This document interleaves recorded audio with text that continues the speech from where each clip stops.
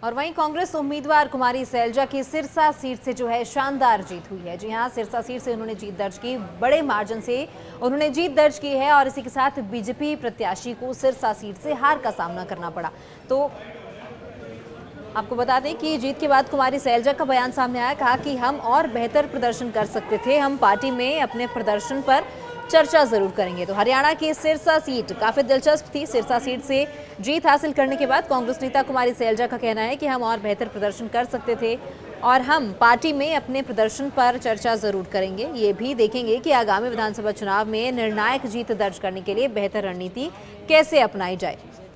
तो आपको बता दें कि कुछ ही समय के बाद हरियाणा में विधानसभा के भी चुनाव होने हैं। अब इन लोकसभा चुनावों के दौरान बीजेपी को नुकसान जरूर देखा गया है। बीजेपी के खाते में जहां 2019 में 10 की 10 लोकसभा सीटें गई थी, लेकिन इस बार सिर्फ 5 सीटों पर ही बीजेपी जीत दर्ज कर पाई है।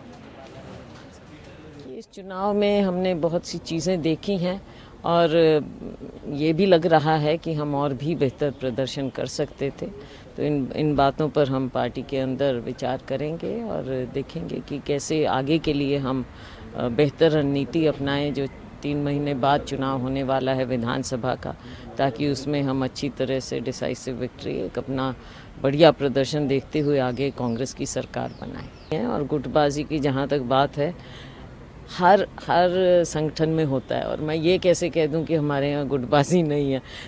सब अपने अपने जगह के लिए और अपने लोगों के लिए सब करते हैं, मशक्क़त करते हैं। तो इसको गुटबाजी कहो या कुछ कहो, इसमें कौन सी एक रियलिटी है, इसमें छुपाने की क्या बात है। अभी हमने ये चुनाव में प्रदर्शन अच्छा किया है, लेकिन और अच्छा प्रदर्शन भी हम कर सकते थे और इस चीज़ को ही हमने आगे देखना है कि हम और अच्छा प्रदर्शन कैसे करें विधानसभा में। और वहीं कांग्रेस उम्मीदवार कुमारी सैलजा की सिरसा सीट से जो है शानदार जीत हुई है। जी हां, सिरसा सीट से उन्होंने जीत दर्ज की, बड़े मार्जिन से उन्होंने जीत दर्ज की है और इसी के साथ बीजेपी प्रत्याशी को सिरसा सीट से हार का सामना करना पड़ा।